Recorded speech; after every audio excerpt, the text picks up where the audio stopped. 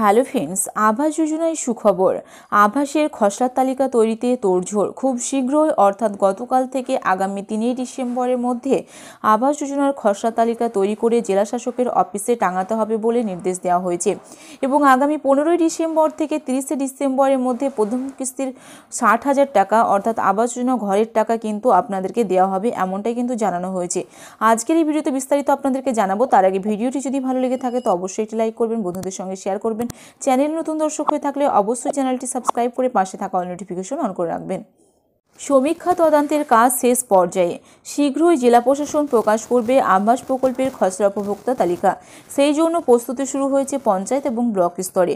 প্রশাসন সূত্রের খবর, রাজ্য সরকারের নির্দেশ অনুযায়ী আগামী 27 নভেম্বর থেকে 3 ডিসেম্বরের মধ্যে অর্থাৎ গতকাল থেকে আগামী 3 ডিসেম্বরের মধ্যে ব্লক, মহকুমা শাসক এবং জেলা শাসকের অফিসে খসড়া তালিকা টাঙাতে হবে। এরপরে 15 ডিসেম্বর থেকে 30 ডিসেম্বরের মধ্যে উপভোক্তাদের পাকা বাড়ি তৈরির জন্য প্রথম কিস্তির টাকা দেওয়া হবে বলে প্রশাসন সূত্রের খবর। উল্লেখ্য, কেন্দ্রের বিরুদ্ধে বঞ্চনার অভিযোগ তুলে আবাস প্রকল্পের টাকা রাজ্য সরকার দেবে বলে ঘোষণা করা হয়।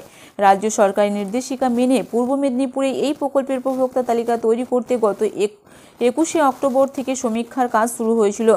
প্রথমে পঞ্চায়েত স্তরে সমীক্ষা করা হয়, পরে তালিকা যাচাই করার জন্য ব্লক এবং জেলা প্রশাসনের আধিকারিকরা বিভিন্ন এলাকায় তদন্তে যান।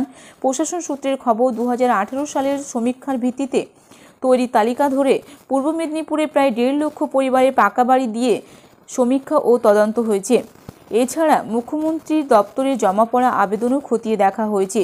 ওই সমীক্ষা ও তদন্তের আপাতত আগামী 27 নভেম্বর অর্থাৎ গতকাল খসড়া তালিকা প্রকাশ করা হয়েছে। এ ব্যাপারে অতিরিক্ত জেলাশাসক এবং জেলা পরিষদ অনির্বাণ কোলে বলেন যে আবাস উপভোক্তা তালিকা নিয়ে তদন্তের কাজ চলছে। নির্ধারিত সময়সূচি অনুযায়ী উপভোক্তাদের খসড়া তালিকা প্রকাশ হবে আর নির্দিষ্ট সময়সীমার মধ্যেই গ্রাম পঞ্চায়েতগুলিতে গ্রাম সভা হবে। এ বিষয়ে ব্লক এবং পঞ্চায়েতগুলিকে জানিয়ে দেওয়া হয়েছে।